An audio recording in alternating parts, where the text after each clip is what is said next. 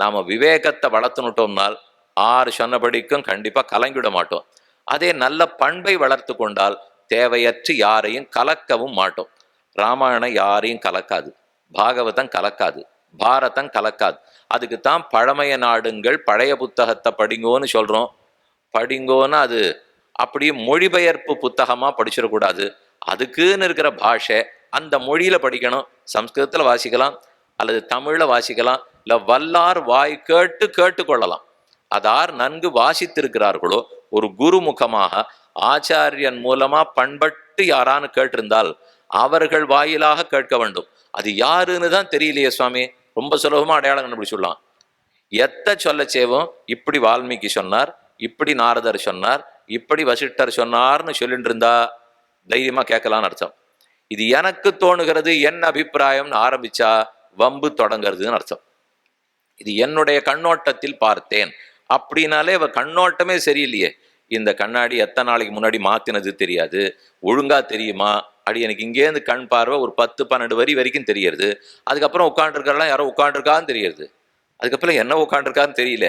இந்த பார்வைக்கு இவ்வளவுதான் சக்தி. இதை விட்டுட்டு காலங்கடந்து பார்த்து யாராருக்கெல்லாம் எழுதி வைக்கணும்னால் இது நம்மால் ஆகாத போகாத விஷயம். திருக்காலத்தையும் உணர்ந்திருக்கிற ரிஷிகள் தன்னலமற்று பிறர் நலத்தை பேணுவதற்காகவே பகவான் நம்மளை இதுக்காகத்தான் லோகத்துக்கு அனுப்பிச்சு வச்சிருக்கார். நமக்கு சொல்றது மட்டும்தான் கடமை என்று வந்திருந்தால் அதை மட்டும் எடுத்துக்கொள்ள வேண்டும். இதெல்லாம் எதுக்கு தெரியுமோ சொல்லியிருந்தேன், இத்தனை எடுத்து சொல்லியும் கை கேட்கலேங்கிறதுக்காக. என்ன உபன்யாசம் போயிட்டே இருக்கும், இதை தொட்டு அதுக்கு அதை தொட்டு அதுக்குன்னு போயிட்டு எங்க போனோம், கடைசியில எங்கேயோ ஆரம்பிச்சோமே. கேட்கிறவாளும் தகைச்சு போய் சொல்றவரும் தொகைச்சு போய் அதை அப்படியே விட்டுட்டு ஏதோ ஒரு இடத்துக்கு திரும்பி வந்துடுவோம். அப்படி போயிட வேண்டாம். இப்போ ஞாபகம் வந்தது, எப்போ ஞாபகம் வருமா தெரியாது, இப்போ ஞாபகத்துக்கு வந்தது. கை என்ன சொன்னாலும் கேட்கலையென்னால் கடைசியில இழந்தாள். அவளும் பரதாழ்வானோடு சேர்த்து சித்திரகூடத்துக்கு வந்து ராமா திரும்ப வருகிறாயான்னு பிரார்த்தித்து கொண்டு வந்தாள். அவ்வளவுதான் அவளுடைய வாழ்க்கை. அதுக்கப்புறம் யாரும் அவளை ஒன்றும் தப்பா பேசலையே தவிர யாரும் வணங்கவும் மாட்டா, மதிக்கவும் மாட்டா. இன்னி வரைக்கும் கைன்னு சொன்னால் ராமாயணம் முடிஞ்சு போய் பட்டாபிஷேகம் ஆகி 10,000 வருஷம் ராமன் வாழ்ந்துட்டு வைகுந்தத்துக்கே போயாச்சு. ஆனா இன்னைக்கும் கைன்னா அது கலக்கியமா மனத்தனலாய் கைஹேசி வரம் வேண்ட மலக்கியமா மனத்தனலாய் மன்னவதும் மராதொழிய குலக்குமரா காடுரையப்போ என்னமோ ஒரு மந்தர சொன்னாள்ங்கிறதுக்காக பெத்தவ இப்படியா கேட்போம். வசிஷ்டர் சொல்றாரே பிரம்ம ரிஷி இல்லையா, பிரம்மாவனுடைய குமார் இல்லையா, சுமந்திரன் எவ்வளவு நல்ல மந்திரி, ஒத்தர் சொன்னதும் காதல விடல. செய்தேன் பிள்ளைக்காக சேர்த்து வச்சேன்னு சொன்னா பிள்ளையே சடமுடியோட நந்தி கிராமத்துல உட்காந்து ராஜ்யத்துக்கே வரல. பாதுகைக்கு பட்டாபிஷேகம் பண்ணி வைத்து விட்டு ராமன் எப்ப வருவார்னு தெற்கு நோக்கியே வழிமேல் விழிய வைத்து கொண்டு காலத்தை கழித்தார். இதை ராமனே கோடிட்டு காட்டினார். என் பின்னவன் பெற்ற செல்வம் அடியனேன் பெற்றதன்றோ. அதாவது கை வரம் கேட்டாள், தசரதனும் கொடுத்துட்டார். சரி, ராமன் காட்டுக்கு கிளம்புறார். ராமனுக்கு பட்டாபிஷேகத்துக்காக எல்லா புண்ணிய தீர்த்தங்கள், சாமகிரிகள், மண் பாண்டங்கள் எல்லாம் வந்து இறங்கியிருக்கு. இனிமே ராம பட்டாபிஷேகம் நடக்க போறது இல்லை. கை ராமா நீ காட்டுக்கு போகணும், பரதனுக்கு பட்டம்னு வாங்கி கொண்டு விட்டாள். அப்ப ராமன் சொல்றார், யார் வாங்கிண்டா என்ன கை, எனக்கு பட்டாபிஷேகம் ஆனாலும் பரதனுக்கானாலும் ஒண்ணுதான். என் பின்னவன் பெற்றதன்னும் செல்வம் அடியனேன் பெற்றதன்னோ, என் பின்னாடி இருக்கிறவனுக்கு ஒரு செல்வம் கிடைச்சாலும் அது எனக்கு கிடைச்சது தானேன்னு அவன் சொல்லியிருக்கான். அதை கொஞ்சம் ரசிகர்கள் அர்த்தத்தை மாத்தி விசேஷமா சொல்லச்சே, எனக்கு என்ன கிடைக்க போகிறதோ அதுதான் பின்பிறந்தவனுக்கும் கிடைக்க போறதுன்னு சொல்றாருங்கிறார். பின்னாடி இருக்கிறவனுக்கு கிடைச்சா என்ன, எனக்கு கிடைச்சான்னு இல்லை. எனக்கு கிடைக்க போறது சடமுடி, உன் பிள்ளைக்கு கிடைக்க போறதும் சடமுடி தான். நீ நினைச்சிட்டு இருக்கியா அவர் ரத்தன கிரீடம் சூடிக்க போறாருன்னு? என் பின்னவன் பெற்றது, நான் பெற்றதைத்தான் பின்னவனும் பெறப்போகிறான். எனக்கும் மாந்தோல் மரவுரி, அவனுக்கும் மாந்தோல் மரவுரி. நானும் சடமுடியோடு இருக்க போறேன், அவரும் சடமுடியோடு தான் இருக்க போகிறார். அதனால கைகையே நீ தான் தப்பா புரிஞ்சுட்டேன்னா ஜெயித்தும் தோற்றவள் கைகை. ஜெயமடைஞ்சுட்டோன்னு அவன் நினைத்தாளே தவிர கடைசியில உண்மையா உறுதியில் தோற்று போனாள். ஆனால் ராமன் நன்னா தோத்துப்படுவார், ஜெயிச்சுட்டேன்னு கடைசியில சொல்லிடுவார். அது எப்படி சுவாமி தோற்றவர்கள்லாம் ஜெயிக்க முடியுமானால் ஒரு இடம் சொல்றேன். தோற்றாலும் ஜெயிப்பதற்கு வாய்ப்பு உண்டு. ராமனும் சீத்தையும் அப்படி கோதாவரி கரையில அமர்ந்திருக்கா, ஒரு பெரிய பாறாங்கல்லு. சீதை அமர்ந்திருக்கா, பக்கத்துல ராமன் இருக்கார். இந்த கோதாவரியில நீச்சல் போட்டி வச்சுக்கலாமான்னு சீத்தை கேட்டா. அவ தந்தையார் வீட்டுல வாழ்ந்ததே 6 வயசு, அதுக்கு முன்னாடி அவ இல்லை வந்துட்டா. அதுக்கப்புறம் கல்யாணம் ஆயிடுச்சு. மொத்தமே தசரதனுடைய குலத்துல தான் இருந்திருக்கா. அந்த 6 வயசுக்குள்ள அந்த அப்பா என்னெல்லாம் கத்து கொடுத்துருப்போ தெரியல. அவ ராமனுக்கு தர்ம மார்க்கம் சொல்றது ராமனுக்கே புரியாது. நாம எங்கோ வசிஷ்டர் இடத்துல படிச்சோன்னு பேரு. இந்த சிறு பெண்ணு ஜனகர் இடத்துல படிச்சுட்டு வந்துட்டு நம்ம நாட்டுக்கே கத்து கொடுத்துருவ போல் இருக்கேன்னு பல சமயம் அவ சொன்னபடிக்கு ராமன் கொள்ட்டார். சரி சீதே, உனக்கு நீச்சல் நன்னா தெரியும்னா போட்டி வச்சுக்கலாம்னா 2 பேரும் கோதாவரியில் குதித்தனர். இக்கரையிலேருந்து 1 மைல் தாண்டி, அவ்வளவு அகலம் கோதாவரி, அந்த பக்கம் போய் கரையை தொடணும், இந்த பக்கம் திரும்பி வரணும், திரும்ப உட்காண்டு இருந்தா பாறாங்கல்ல தொடணும். இது யார் முதல்ல தொடரார்களோ ஜெயித்தவர்கள், வெற்றி பெற்றவரா அறிவிக்கப்படுவார். நடுவர் வேணுமே, லக்ஷ்மணாவா, இருக்கிறதே அவர் ஒருத்தர் தானே. அதனால பாறாங்கல்ல லக்ஷ்மணன் உட்காந்து வச்சுட்டா 2 பேரும் குதித்தனர். வேகமா ராமன் நீச்சல் போடுறார். அவருக்கு என்ன சொல்லி கொடுக்கணும்? நிமிஷ போதில் இக்கரையிலேருந்து அக்கறைக்கு போயிட்டார். அதை விட அதிவேகமா அக்கறையிலேருந்து இக்கரைக்கு திரும்பி வந்துட்டார். திரும்பி வர்ற தூரத்துல பாதி தூரம் வந்தாயிடுச்சு. சரி, சீதை எங்க தான் இருப்பாள்னு திரும்பி பார்த்தால் இப்பதான் முதல் பக்கம் இப்படி போயிட்டு இருக்கா சீதை. அவ சுந்தரி சுகுமாரி, ரொம்ப மென்மை, நிதானமா நீச்சல் எடுத்துக்கொண்டு போயிருந்தாள். ராமன் யோசித்தார், இன்னும் 2 நிமிஷத்துல நான் அக்கறைக்கு போயிட போறேன். போனா பாறாங்கல்ல தொட்டுடுவேன், தொட்டா ஜெயம் எனக்கு தான், வெற்றி பெற்றுடலாமான்னால் பத்னிக்கு தோற்பான் பரம ரசிகன்னு எழுதியிருக்கா. யார் ஒருத்தன் மனைவிக்கு தோற்கறதுக்கு பழகிருக்கானோ அவனுக்கு தான் ரசிக்க தெரியுதுன்னு அர்த்தம். அதை விட்டுட்டு ஜெயிக்கிறேன்னா ஜெயத்தை எல்லாம் வெளியில காட்டணும். ஜெயத்தெல்லாம் வீட்டுக்குள்ள வச்சுக்க கூடாது. வீட்டுக்குள்ள தோற்கறதுக்கு தெரியணும், வெளியில போனா ஜெயிக்கிறதுக்கு தெரியணும். நாம் அனைவரும் அநேகமாக மாற்றி பண்ணி கொண்டிருக்கிறோம். ஏன்னா நாம யாரு ராமன் இல்லையே. ராமனுக்குன்னா தான் வீட்டுல தோத்து வெளியில ஜெயிக்கிறதுக்கு தெரியும். மூச்சை இழுத்து பிடிச்சிட்டார், அப்படியே தரையோட போய் 1/4 மணி உட்கார்ந்துட்டார். இது தெரியாது சீதைக்கு. சீதை இங்கேருந்து அந்த பக்கம் போய் தொட்டுட்டு மேல் மூச்சு கீழ் மூச்சு வாங்க திரும்பி வந்து ஏறப்போற வரைக்கும் ராமனை காணோம். சரி, நம்ம பின்னாடி தான் ராமன் இருக்கார் போல் இருக்கு, நாம தான் ஜெயித்து விட்டோன்னு சீதைக்கு திருப்தி. ஏறினாள். லக்ஷ்மண சுவாமி உடனே இடம் கொடுத்தார். சீத்தை போய் பாறாங்கல்ல உட்கார்ந்து கொண்டு லக்ஷ்மணனை பார்த்து, ஏது உங்க அண்ணா இன்னும் வரலையா?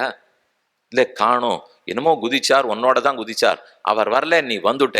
ஏன் அவருக்கு சரியா நீச்சல் தெரியாதா? நானே சீக்கிரம் ஏறி வந்துட்டேனே வேணும்னு சீத்தை கேட்டா. ஆமாம் தேவி, அன்னிலேருந்து சொல்லிட்டு இருக்கேன். வசிஷ்டாச்சாரியர் சொல்லி கொடுத்த பாடத்தில் இந்த நீச்சல் பாடத்தன்னைக்கு மட்டும் அண்ணா வரல. அவர் வராத்தினால தான் தெரிஞ்சுக்காமலே போயிட்டார். கடைசியில நீ ஜெயிச்சுட்ட பத்தியான ராமன் மெதுவா ஏறி வந்தார்.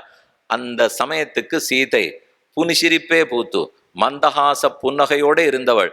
வாய் விட்டு முதல் தர சிரித்து ராமன் பார்த்தார்னு வால்மீகி எழுதுறார். அது வரைக்கும் சீதை வாய் விட்டே சிரிக்க மாட்டாளாம், மந்த ஸ்மிதமா புன்னகை தான் பூப்பாளாம். ஆனால் லக்ஷ்மண ஜாதஹாசா தஸ்மை உதாரசீலா, இந்த பாறாங்கல்ல தான் சீதை உட்காண்டிருந்தா. ஜாதஹாசானா வாய் விட்டு கடகடான்னு சீதை சிரித்தாள். லக்ஷ்மணன் கேட்டா, சீதை சிரிக்கிறே, வாஸ்தவம் எங்க அண்ணா தோத்து தான் போயிட்டார். சீதை சொன்னா, அப்ப என்னோட சேரு, சேர்ந்துண்டு தோத்துட்டார்னு கொஞ்சம் கேலி பேசணும், நீ சேருவியானா? அந்த நிமிஷம் வரைக்கும் ராமகோட்டியில இருந்தார். சட்டுன்னு மாறிவிட்டார். தேர்தல் சமயத்துக்கு தான் மாறுவா. அதுக்கு முன்னாடிலாம் ஒரு பக்கம்தான் இருப்பா. இது இனிமே இருந்தா ஒண்ணு நடக்காது அப்படின்னா தோக்க போற கட்சியா இருந்தா விட்டுடணும், விட்டுட்டு ஜெயிச்சுக்க போற கட்சிக்கு போயிடணும். அதே போல லக்ஷ்மணன் மாறிவிட்டார். மாறிவிட்டு சீத்தையோட சேர்ந்துட்டு, நான் சொன்னேன் உனக்கு நீச்சல் தெரியாதுன்னா போட்டிக்கெல்லாம் போகாதுன்னு சொன்னேன், கேட்கல ராமன், தேவையில்லாத போட்டு தோத்து போயிட்டார்னால். இது இத்தனையுமே அந்த இடத்துல இல்லை, போட்டி நடந்த இடத்துல இந்த சரித்திரத்தை வால்மீகி சொல்லவே இல்லை. போட்டியெல்லாம் முடிஞ்சு போச்சு. அந்த சிரிப்பு மாறாத அந்த வாயோட ராமனுக்கு ஞாபகம் இருக்கு. இப்ப சீத்தையே ராவணன் தூக்கி சென்று விட்டான், சீத்தை கூட இல்லை. அதே ஒவ்வொரு இடமா தேடின்னு வரைச்சு அந்த கோதாவரி நதிக்கரை, அதே பாறாங்கல்லு கண்ணில் பட்டது. அப்ப ராமன் ஓன்னு அழுதுண்டு லக்ஷ்மணனை பார்த்து சொன்னார், இந்த பாறாங்கல்ல தானே லக்ஷ்மணா நீ நடுவரா உட்கார்ந்துருந்தே, இங்கு தானே சீத்தை ஏறி வந்து அமர்ந்து நீ அவரோட சேர்ந்துட்டு என்ன வச என்ன கேலி நீ பண்ண. அந்த சிரிப்பு மாறாத வாயோட இன்னைக்கு நான் சீதையை பார்க்க போறேனா இல்லையா தெரியலையே. புரேவமே சாருதத்தீம் அனிந்திதாம் திசந்தி சீதாம் யதினாத்ய மைதிலீம் சசைல சன்ன கந்தர்வ மனுஷ்ய பன்னகம் ஜெகச்சசைலம் பரிவர்த்தயாம்யகம். இப்படி பேர் ராட்சசர்கள் தூக்கி போயிட்டார்களே. இன்று ராத்திரிக்குள்ளே அந்த சிரிப்பு மாறாம சீதையை கொண்டு சமர்ப்பித்தா உலகத்தை விட்டு வைப்பேன். ஒருவேளை வரலென்னால் என் வில்லின் நுலியால் உலகத்தையே தலகீழ புரட்டிடுவேன் கோமா பேசினார் ராமன். புரேவமே சாருதத்தீம் அனிந்திதாம் திசந்தி சீதாம் யதினாத்ய மைதிலீம். அந்த கோவைப்பழம் போன்ற சிவந்த திரு உதடுகளோட அந்த சிரித்த அட்டகாச சிரிப்போட சீதையை எப்போது பார்ப்பேனோன்னு சொல்லிக்கணும்னால் உண்மையா ராமன் நீச்சல் போட்டியில் தோற்றார். தோற்றாரா? தோற்றார்னா ஜெயித்தார். தோற்றுத்தான் ஜெயிக்க வேண்டும், ஜெயித்து ஜெயிக்கவே வேண்டாம், தோற்று ஜெயிக்க வேண்டும். இதே விஷயத்தை தான் கூரத்தாழ்வான் சாதித்தார். இப்ப மேல் விஷயத்துக்கு வருவோம். அங்க நடந்த சரித்திரம் என்னன்னு விண்ணப்பிச்சுட்டேன். ஜெயிச்சு தோக்கிறதுனா என்னது, தோற்று ஜெயிக்கிறதுனா என்னது, இது ராமன் விஷயமா பார்த்துட்டோம். அதே மாதிரி சீதா விஷயமா என்னன்னு பார்த்தோம். அதே கைகை என்ன தப்பு பண்ணாங்கிறதையும் பார்த்துட்டோம். ஆனா கூரத்தாழ்வான் சாதிக்கிறது, ராமா உன்னிடத்துல நிறைய குணங்கள் இருக்கின்றன. ஞானம், சக்தி, வாத்சல்யம், சௌசீல்யம், சௌலபியம், தயா, காருண்யம், இவ்வளவு குணங்கள் இருக்கு. எங்கிட்டே பகவத் அபச்சாரம், பாகவத அபச்சாரம், அசக்கியாபச்சாரம், செய்யாதேன்னு சாஸ்திரம் சொன்னதை செய்யறது, செய்யுன்னு சாஸ்திரம் சொன்னதை செய்யாது இருக்கிறது, என்னென்ன தப்போ மொத்தம் எங்கிட்ட இருக்கு. எனக்கும் உனக்கு இப்ப சரியான போட்டி. என்னுடைய பாபங்கள் எல்லாம் ஜெயிக்க போகின்றனவா, அல்லது உன்னுடைய ஞானமும் சக்தியும் கருணையும் ஜெயிக்க போறதா? இந்த ரெண்டுத்துக்கு தான் போட்டி. யார் ஜெயிச்சா யாருக்கு உண்மையான ஜெயம் பாருங்க. என்னுடைய பாபங்கள் ஜெயித்து விட்டால் வாழ்க்கையில நான் தோற்றேன்னு அர்த்தம். பெருமானுடைய குணங்கள் ஜெயித்து நான் தோற்றால் என் வாழ்க்கையில நான் ஜெயிச்சுட்டேன்னு அர்த்தம். ஏன்னா பெருமானுடைய குணம் ஜெயிக்கிறதுனால் அவருடைய ஞானம், அவருடைய சக்தி, அவருடைய கருணை ஜெயிக்க போறது. அப்படின்னா என் பாபங்கள் எல்லாம் ஜெயிக்காது, என் பாபங்கள் எல்லாம் தோத்துப்படும். ஆனா ராமனுடைய கருணை தோத்துதுனால் என் பாபம் ஜெயிச்சுடுதுன்னு தான் அர்த்தம். என் பாபம் ஜெயித்தா நான் மீண்டும் மீண்டும் பிறந்து கொண்டே இருக்க வேண்டியதுதான். மாறி மாறி பலபரப்பும் பிறந்து துன்பப்படுவேன்.